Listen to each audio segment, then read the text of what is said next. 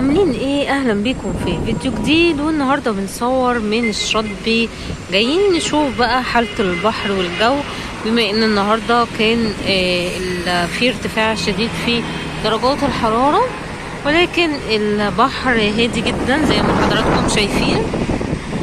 في ناس كتير موجودة في البحر. النهارده الخميس 9 مايو 2024. احنا هنا في شاطئ السلسلة. طبعا شاطئ السلسلة صورته معاكم قبل كده، و تذكرة الدخول 15 جنيه، شاملة الكرسي والشمسية، وطبعا شاملة الخدمات ان هي فيها دورات مياه ووحدة خلع ملابس.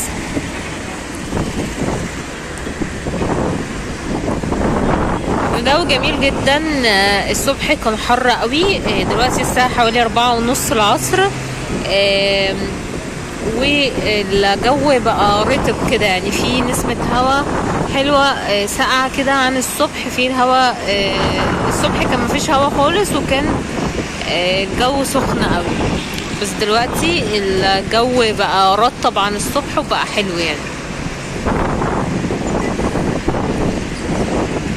حبيت اصور معاكم الاجواء من على شواطئ اسكندريه النهارده، عشان نشوف اخر تطورات حاله الجو والبحر. وده هنا كافيه السلسله، برضو تبع الشاطئ، تقدروا تدخلوا من النفق هنا اللي عليه التندة الزرقاء دي، وتقدروا تطلعوا على الكافيه على طول لو مش حابين تقعدوا على الشاطئ.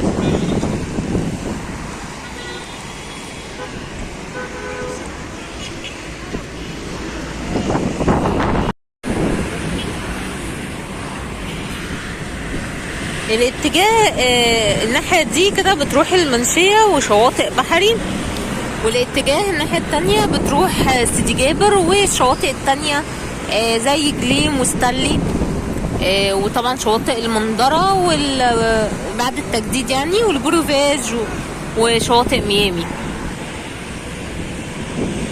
صورنا معاكم فيديو توسعة كورنيش اسكندرية موجود على القناة. لو حابين تعرفوا اخر التطورات اللي بتحصل في كورنيش اسكندرية، واخر حاجة وصلنا لها ايه، موجود على القناة، تقدروا تشوفوا الفيديو. الناس طبعا بتستمتع بالاجواء، يعني في ناس طبعا في البحر، وفي ناس قاعدة على الشاطئ بره، وانا قاعدة بصور من على السور زي ما انتم متعودين. الموج هادي تماما والجو حلو،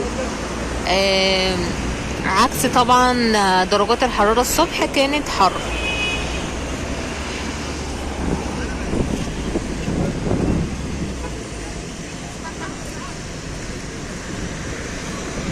الناس اللي بتحب الفيديوهات اللي بقدمها تقدروا تشتركوا في القناة عشان يوصلكوا كل جديد، وما تنسوش تضغطوا لايك على الفيديو.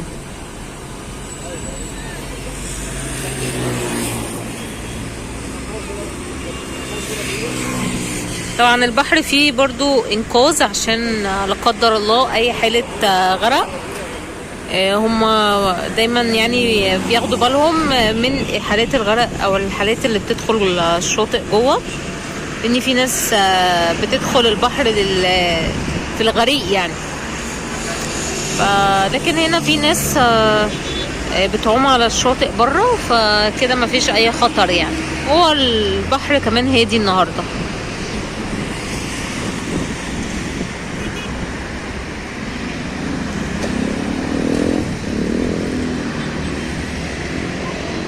عارفه ان انتم من محبي فيديوهات الشواطئ في اسكندريه، وعشان كده دايما بحاول ان انا اصور لكم حاله الجو والبحر، عشان برضو تشوفوا الشواطئ، وكمان اللي جاي من خارج اسكندريه وحابب يعرف حاله الجو ايه.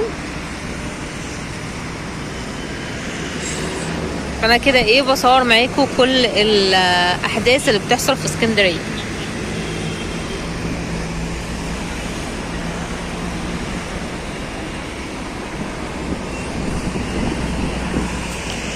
بكره الجمعه بقى اجازات، اللي حابب بقى يجي يستمتع. الموجة كان في انخفاض في درجات الحراره، وكان الجو قلب شتوي خالص، وكان في ارتفاع شديد في الامواج برضو.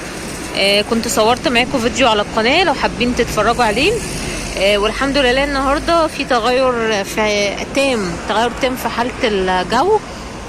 بقت حر تاني، والبحر بقى هادي عن الاول. كان الموج كان مرتفع جدا، بس النهارده الموج حلو يعني وهادي، وفي ناس اهي في البحر.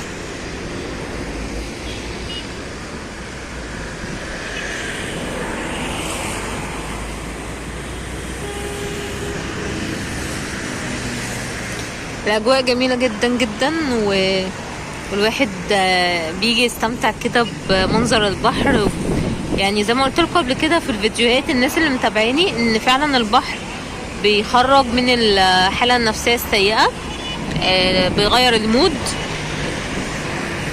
وتغيير. كمان تقدروا تتغدوا على البحر او تفطروا في الاجواء دي، بيبقى تغيير يعني للنفسيه وبيدي طاقه ايجابيه.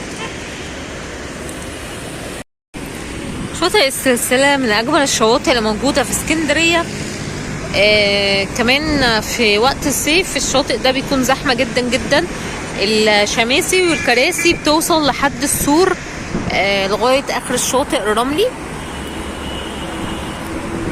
طبعا بما ان الشاطئ صغير، فانا قاعدة بصور لكم من على السور، فكشف كل الشاطئ زي ما حضراتكم شايفين.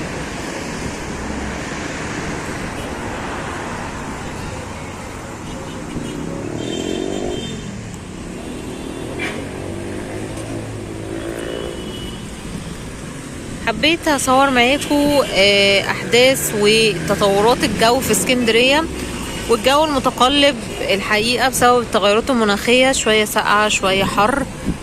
ولكن احنا حاليا في موجة الحر، والاجواء جميلة. اللي حابب بيجي يقضي اجازة في اسكندرية او ياخد يومين يعني يغير فيهم جو، فالجو حلو جدا ومناسب للخروج والنزول كمان للبحر.